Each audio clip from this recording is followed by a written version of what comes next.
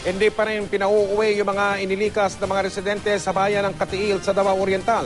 At dahil sa bantayan ng muling pagbaha, ang isa pang malaking problema roon ay ang naiwang pinsala sa bayan ng Bagangka kung saan nawasak ang isang tulay mula sa Davao Oriental na katutuklaing. Si Dano Tingko. Dano. Mike, maghapong maaliwalas ang panahon dito sa Davao Oriental pero bakas pa rin ang pinsala ng flash flood. Gaya na lang ng pagkasira ng tulay na tanging daanan para marating ang bayan ng Caraga. Nang umapaw ang ilog sa bahaging ito ng Baganga, Davao Oriental noong Sabado kasamang inanod ang mga troso. At ayon sa DPWH, ito ang nagpabuwal sa kalahati ng Governor Teodoro Palma Hill Bridge o mas kilala bilang Manoriaga Bridge. Ang natira, konkreto at bakal. At ang mga troso nagkalat.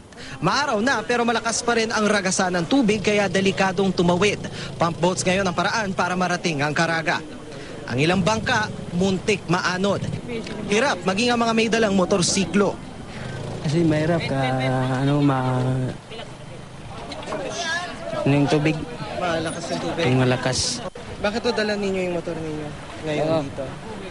Muntik na mabaon to sa tubig. Wala sasakyan na. Takot talaga ako. Saan kayo natatakot?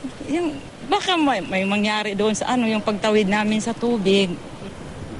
Maraming gustong makatawid kaya ang mga kalalakihan nagbayanihan.